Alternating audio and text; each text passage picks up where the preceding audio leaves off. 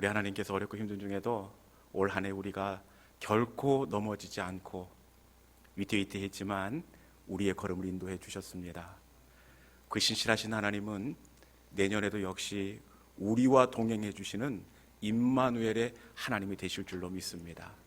얼마 남지 않은 올 한 해 며칠 감사함으로 마지막 남은 퍼즐을 잘 맞추시고, 그리고 소망으로 하나님이 하실 일들을 기대하는 2021년 마지막 한 주간이 될 수 있기를 주님의 이름으로 축원합니다. 이맘때만 되면 생각나는 일 하나가 있습니다. 그것은 전에 사역하던 교회에서 교역자들과 함께 대관령에서 가장 높은 봉우리인 선자령에 등반한 일입니다. 이 선자령은 해발이 1153m입니다. 1153m, 아주 높은 산입니다. 그래서 그 겨울 같은 경우에는 아래와 기온이 약 7, 8도가 차이가 날 만큼 굉장히 추운 곳입니다. 그리고 선자령 능선에 올라가 보니까 얼마나 칼바람이 불던지요. 과연 이렇게 춥고 바람이 매섭게 부는 이곳에 어떤 나무가 견딜 수 있을까? 어떤 식물이 살 수 있을까? 여러분 궁금해졌습니다. 여러분, 차갑고 혹독하고 칼바람이 부는 그 능선에 어떤 나무가 서 있을 것 같습니까? 우리는 아름드리 이 소나무가 서 있지 않을까? 아니면 그 풍성하고 넉넉한 상수리 나무가 그 능선에 살지 않을까? 이런 생각을 해볼 수가 있는데, 여러분, 제가 보니까요, 도저히 살 수 없을 것 같은 그곳에 누가 뿌리를 내리고 있느냐? 이름은 알 수 없지만 땅을 향해 낮게 바짝 엎드린 나무가 그곳에 뿌리를 내리고 살고 있더라는 겁니다. 여러분, 아무리 칼바람이 불고 매섭게 몰아치는 폭풍이 있다고 하더라도 납작 엎드리면 뿌리를 내리고 살게 될 줄로 믿습니다. 식물을 봐도 그래요. 겨울에 너무 추워서 아무것도 못 살 것 같은데 땅에 납작 엎드리는 식물은 살더라고요. 여러분, 속이 꽉 찬 배추는 죽지만 땅에 납작 이파리를 깔고 엎드린 봄동은 겨울을 뛰어넘습니다. 납작 엎드린 냉이도 살고 납작 엎드린 시금치도 겨울을 견디게 됩니다. 여러분, 신앙도 마찬가지입니다. 누가 인생의 칼바람을 견딜 수 있느냐? 어떻게 생명의 계절을 맞이할 수 있느냐? 그것은 주님 앞에 납작 엎드리는 성도가 되는 줄로 믿습니다. 엎드리는 성도가 바람을 이기고 시험을 이깁니다. 이 시간 하나님의 말씀 앞에 납작 엎드리는 우리 믿음의 성도들이 될 수 있기를 주님의 이름으로 축원합니다. 오늘 본문은 세겜 땅에 머물러 있던 이 야곱의 가정을 배경으로 하고 있습니다. 지금 이 세겜에 머무는 이 시간이 야곱의 인생 가운데에서 가장 혹독한 시간이 아닌가, 이런 생각을 해보게 됩니다. 왜 지금 이 세겜 땅이 가장 어렵고 힘든 시간이냐? 그것은 야곱의 인생 가운데 연속해서 시험과 고난이 찾아왔기 때문에 그렇습니다. 우리도 살다 보면 시험이 있고 연단이 있지만 그것만 있으면 뛰어넘을 수 있습니다. 그런데 낙심이 되고 좌절이 되는 것은 설상가상으로 또다시 시험이 생기고 예상치 못했던 문제가 또 터지면 그 일이 참 버겁고 뛰어넘기가 힘들지 않습니까? 그런데 오늘 야곱의 가정이 그렇다는 겁니다. 먼저 이 야곱의 가정에 어떤 어려움이 찾아오게 되느냐? 그것은 이 하나밖에 없는 딸아이 디나로 통해서 이 가정 가운데 어려운 일이 찾아왔습니다. 앞선 34장 2절에 보니까 그 땅의 추장 세겜이 그를 보고 끌어들여 강간하여 욕되게 하였다, 이렇게 합니다. 조금 강단에서 꺼내기도 쉽지 않고 너무너무 아프고 어렵고 민망한 일이 이 야곱 가정에 생겨났습니다. 야곱이 12명의 아들을 낳고 유일하게 딸아이 하나를 낳았는데 이 딸아이가 디나입니다. 디나가 세겜성에 있던 축제에 나갔던 것 같은데 그만 그 축제에서 불량한 소년들에게 붙잡혀 욕을 당하고 말았습니다. 아마 이 아이가 머리가 다 헝클어지고 옷이 엉망이 된 채로 집에 들어왔을 터인데, 여러분, 그것을 보는 이 야곱의 마음이 어떻겠습니까? 저도 딸아이 셋을 키우는데 우리 아이에게 이런 일이 생겼다. 어휴, 여러분, 온몸이 떨리고 소름이 돋습니다. 생각하기조차도 너무 힘든 끔찍한 사건이 야곱 가정에 찾아왔습니다. 그런데 더 아프고 힘든 것은 뭐냐? 이 딸아이가 자꾸만 움츠러드는 거예요. 이 나쁜 일이 생긴 게 너 때문에 일어난 것이 아니라 그놈들이 나쁜 것이지, 너 당당하라, 그렇게 이야기를 하지만 보통 여자아이들이 그렇잖아요. 이 모든 실수와 잘못을 자기에게 돌립니다. 자기의 인생은 끝났다고 생각을 합니다. 안 봐도 아마 방문을 닫고 들어가 밥도 먹지 않았을 거예요. 그리고 두꺼운 커튼이 항상 내려져 빛 한 점 들어오지 않는 깜깜한 방 속에 이 아이가 괴로워했을 것입니다. 이것을 지켜보는 야곱의 마음이 어떻겠습니까? 아이고, 저러다가 저 아이가 딴 생각을 먹고 잘못된 건 아닌가 싶어서 서로 돌아가면서 그 아이를 지키지 않았겠습니까? 이것도 참 견디기 어려운데, 또 어떤 일이 그 바로 뒤에 벌어지게 되느냐? 이 시므온과 레위가 이 일을 걷잡을 수 없는 상황으로 이렇게 그르치고 맙니다. 야곱은 갚아주고 싶지 않아서 참는 게 아닙니다. 야곱이 맞서기에는 너무 그 대적들이 큽니다. 그래서 온몸이 사시나무도 떨리지만 참고 있고 누르고 있는 건데, 이 철없는 시므온과 레위가 나아가서 세겜성에 복수를 합니다. 이 세겜 사람들에게 거짓 약조를 하는데, 우리는 하나님의 사람이기 때문에 할례를 행하면 우리가 용서하겠다. 그리고 할례를 행하면 우리의 딸도 너희에게 주고 너희 딸도 우리의 식구로 받아들이겠다. 그래서 거짓 약조를 하고 3일 되던 그날 어떻게 합니까? 이 시므온과 레위가 상처가 낫기를 기다리는 세겜성 남자들을 모조리 살해하는 일이 벌어지고 말았습니다. 이 흥분을 내서 그런지 그 땅의 남자들만 살해한 것이 아니라 그 말씀에 보니까 양과 소를 노략질하였다, 이렇게 되어 있습니다. 여러분, 이 일로 인해서 이 가정에 큰 불화가 이렇게 생겼던 것 같은데, 그 철없는 짓을 하고 시므온과 레위가 들어오니 야곱이 가만히 있겠습니까? 지금 뭐 하는 거냐고, 너희가 일을 그르쳤다고, 아니 세상 무서운 줄 모르고 그렇게 걷잡을 수 없도록 생각 없이 행동하면 어떻게 하느냐고. 아버지가 이렇게 꾸중하지 않았겠습니까? 그런데 이 다 큰 아들이 가만히 있겠습니까? 앞선 본문 34장 31절 말씀해 보니까 그가 우리 누이를 창녀같이 대우함이 옳으니까.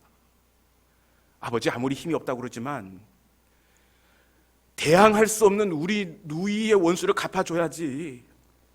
아버지 그렇게 무능한 사람입니까? 어떻게 참고 있습니까? 몇 배로 갚아준 것, 이것이 뭐가 잘못됐습니까? 그러고도 아버지가 아버지입니까? 아이고 이 철없는 것들아 하면서 집안이 또 아들들과 야곱과 다툼으로 나뉘어지게 생겼습니다. 여러분, 이것만 봐도 굉장히 큰일인데 급기야 어떤 일이 벌어지느냐? 이 일로 통해서 그 세겜과 함께 연합하고 있는 형제 국가가 있습니다. 형제들이 야곱의 두 아들에게 잔혹하게 살해를 당했으니 이들이 가만히 있겠습니까? 이들이 가나안 족속 브리스 족속인데 그들이 연합해서 야곱에서 원수를 갚아주기 위해 만발의 준비를 하고 야곱을 향해 올라오고 있습니다. 여러분, 딸아이는 욕을 보였지, 또 자식들은 걷잡을 수 없는 일로 이 일을 그르쳐 버렸지. 그리고 대적들은 연합해서 지금 야곱을 향해서 돌격해 오지. 정말 어렵고 힘든 시간이 지금 야곱이 만나고 있는 이때입니다. 여러분, 이때 야곱이 어떻게 했느냐? 야곱은 이 어려움의 시간에 이 아픔의 이유가 어디에 있었는지를 곰곰이 생각했다는 겁니다. 야곱은 이 어려움의 시간에 어려움을 바라본 것이 아니라, 이 어려움은 현상이고 이 현상의 직접적인 원인이 될 건 하나님과 자신과의 관계를 살펴보았다는 겁니다. 곰곰이 어떠다가 우리 집 가정이 이렇게 되었는지, 그 이유가 어디에 있는지 하나님 앞에 묻고 또 묻고 고민을 했습니다. 그러다가 야곱에게 들어온 것이 무엇이냐? 베델이 생각났습니다. 베델. 이 베델에서 너무 멀리 떨어진 자신을 발견하게 되었습니다. 여러분, 베델이 어떤 곳입니까? 베델은 아버지의 집에서 형 에서의 낯을 피하여 외삼촌 라반의 집으로 가던 중간에 이 야곱이 하나님을 만난 곳입니다. 이때도 참 어렵고 힘들고 아프고 막막했는데 이 베델에서 하늘에 연결된 사닥다리를 통해서 하나님을 만났습니다. 그리고 하나님, 내가 만약 하나님의 은혜로 살게 된다면, 하나님께서 나와 함께 해주신다면, 나를 살려주신다면 제가 일평생 예배의 사람, 기름 부음 받은 사람으로 살아가겠습니다. 하나님, 나를 만나주셨는데 나와 함께하여 주시옵소서. 이 베델은 야곱에게 첫사랑의 자리였습니다. 하나님을 만난 장소였고 하나님의 은혜를 경험한 곳이었습니다. 그런데 시간이 지나면서 어떻게 되었습니까? 야곱은 자신도 모르게 베델에서의 약속과 멀어진 자기를 발견하게 되었습니다. 여러분, 베델에서 하나님의 은혜로 감격해하고 하나님 앞에 부복했던 이 야곱이 어떻게 멀어졌느냐? 2절 말씀에 보면 이 야곱의 상황을 알 수가 있는데, 우리 눈에 들어오는 것이 이방의 신상과 이방의 의복이 들어옵니다. 여러분, 이방의 고리, 이것은 단순한 귀고리가 아니라 이방의 우상들을 조각한 귀고리나 코고리를 의미합니다. 야곱의 자식들이 이렇다는 겁니다. 그리고 이방의 의복은 이 단순히 옷을 의미하는 것이 아니라 이방 사람들의 행동을 나타내는 겁니다. 이렇게 돌아보니까 베델에서의 모습과 너무 달라져 있는 자신의 모습을 알게 되었습니다. 그리고 야곱이 어떻게 합니까?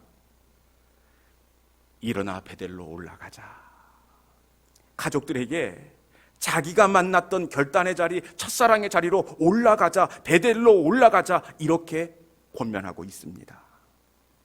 여러분, 회복은 일어나 베델로 올라가는 건 줄로 믿습니다. 회복은 첫사랑의 자리, 결단과 눈물의 자리, 하나님 앞에 엎드렸던 그 자리로 돌아가는 것, 이것이 회복의 첫 번째 단추가 되는 줄로 믿습니다. 야곱은 돌아가되 어떻게 돌아가느냐? 우리 2절에 있는 말씀 같이 한 목소리로 읽어보도록 하겠습니다. 본문 2절에 있는 말씀입니다. 자, 시작.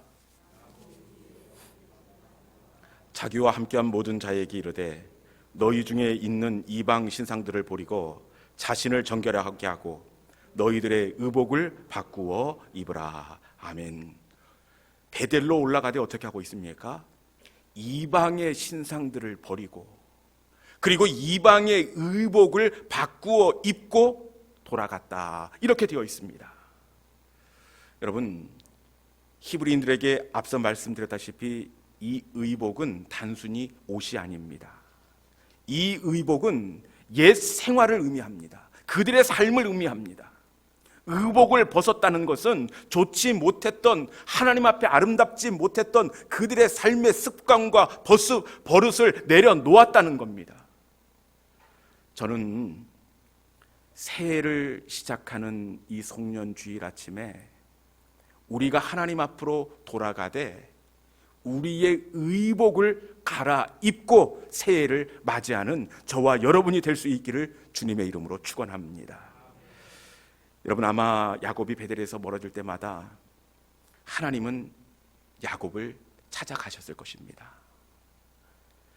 세겜에서 바쁘게 살아가는 야곱에게 끊임없이 하나님은 찔림을 주시고 마음에 불편한 마음을 하나님께서는 주셨습니다. 그럴 때마다 야곱은 어떤 생각을 했겠습니까? 하나님, 제가 베델로 안 돌아가겠다는 것이 아니라 하나님 잠시만요. 제가 틀림없이 베델로 올라갈 텐데 지금은 아닙니다. 잠깐 더 세겜에 머물겠습니다. 왜? 세겜은 야곱이 사업을 늘리기에 최적지이기 때문에 그렇습니다. 이 세겜은 그 물과 초장이 넉넉한 곳입니다. 이곳에 1년만 머물면 베델에서 10년 머문 것만큼의 수입과 이익을 얻을 수가 있습니다. 몇 배로 금방 늘릴 수가 있습니다. 그렇게 하나님이 감동을 주고 찔림을 주지만 야곱은 자기 스스로를 합리화했습니다. 그리고 이 세겜은 아이들을 교육하기에 너무나 좋은 환경을 가지고 있는 것입니다. 베델은 황량합니다. 그렇지만 세겜은 도시입니다. 문화와 조건이 너무나 좋습니다. 하나님은 이런 야곱을 찾아가 찔림과 마음의 가책을 주지만 야곱은 세겜을 보류하고 합리화시켰습니다. 그 하나님의 감동과 찔림 앞에 합리하고 그것에 눌러 앉을 때에 야곱 가정 가운데 감당할 수 없는 연이은 아픔과 사건이 찾아왔다라는 겁니다.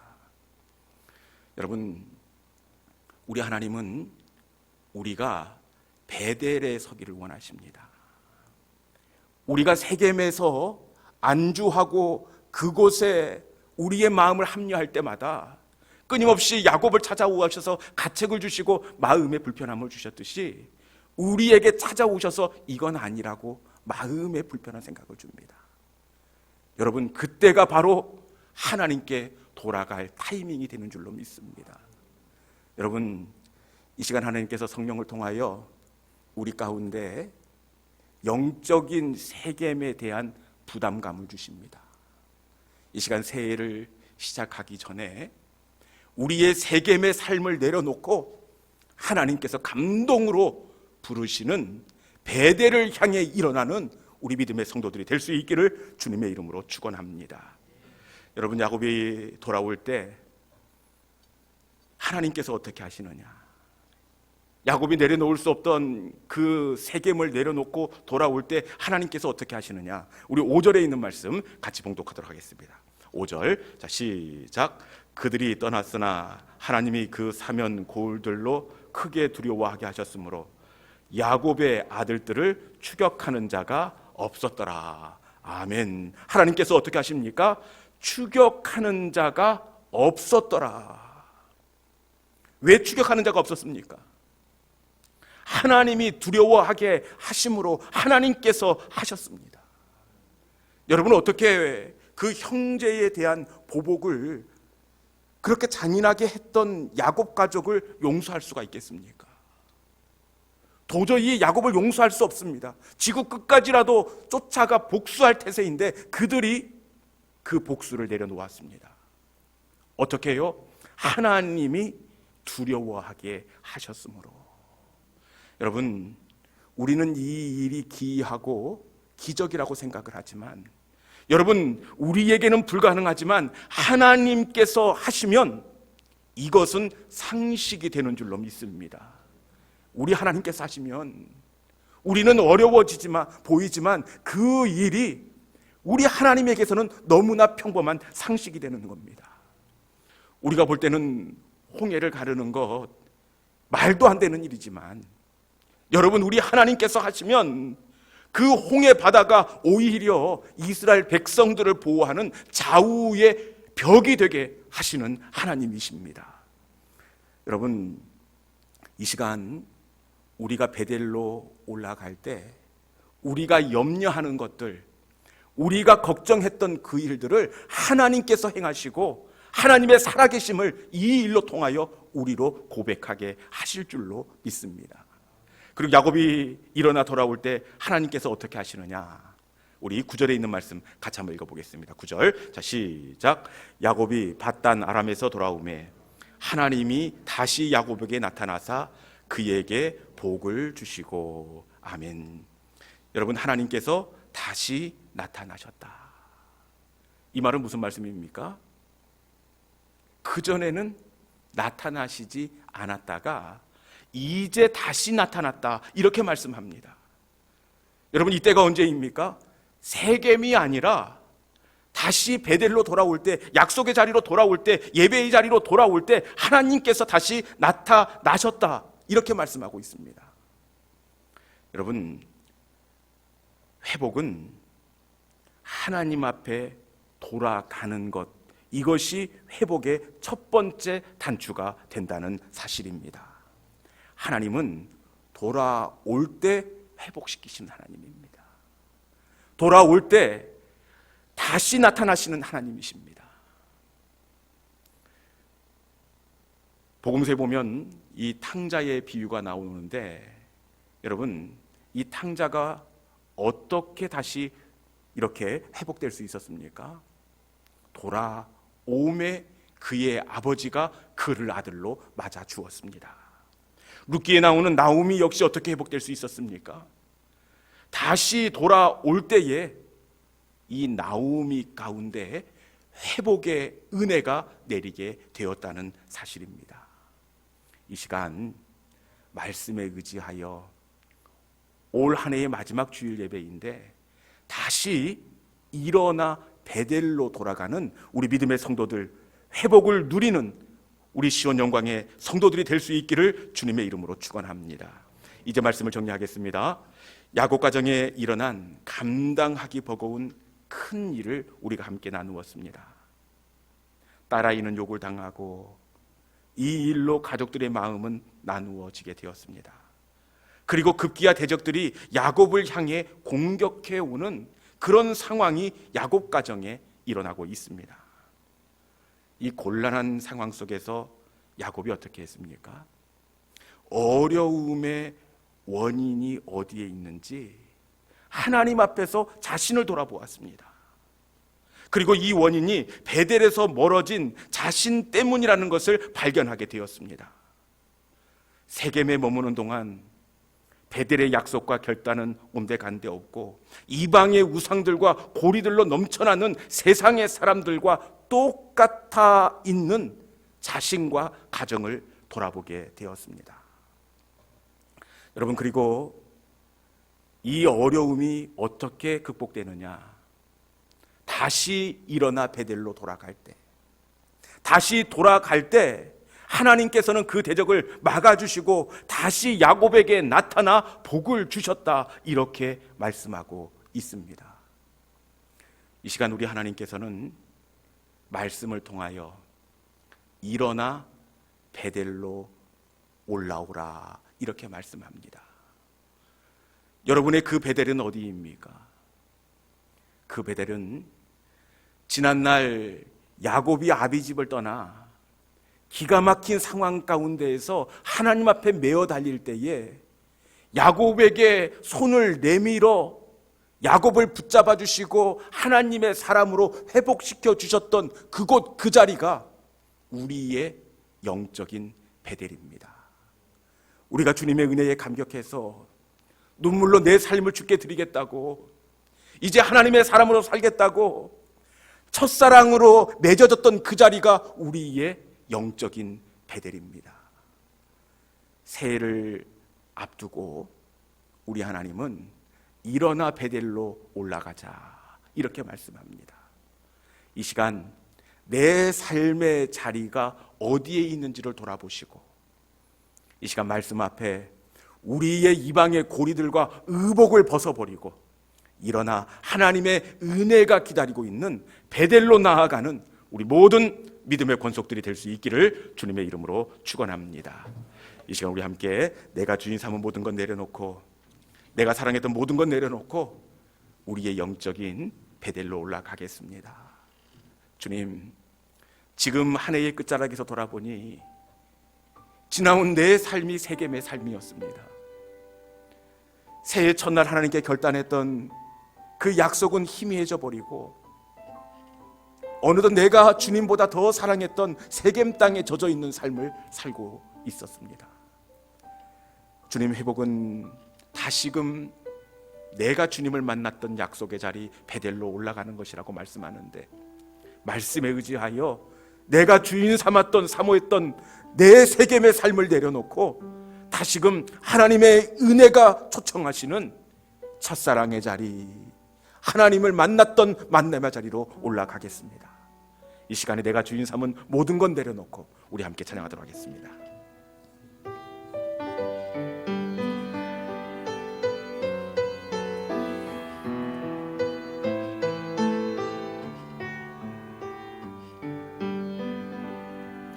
내가 주인 삼은 모든 건 내려놓고 내 주 대신 주 앞에 나가 내가 사랑했던 모든 건 내려놓고 주님만 사랑해. 내가 주인 삼은 모든 것, 내가 주인 삼은 모든 건 내려놓고 내 주 대신 주 앞에 나가 내가 사랑했던 모든 건 내려놓고 주님만 사랑해. 주 사랑 거친 풍랑에도 깊은 바다처럼 나를 잠잠케 해.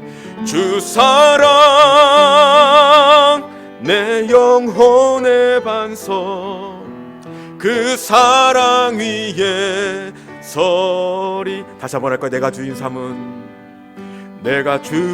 삼은 모든 건 내려놓고 내 주 대신 주 앞에 나가 내가 사랑했던 모든 건 내려놓고 주님만 사랑해. 주 사랑 거친 풍랑에도 깊은 바다처럼 나를 잠잠케 해. 주 사랑 내 영혼의 반석, 그 사랑 위에 서리.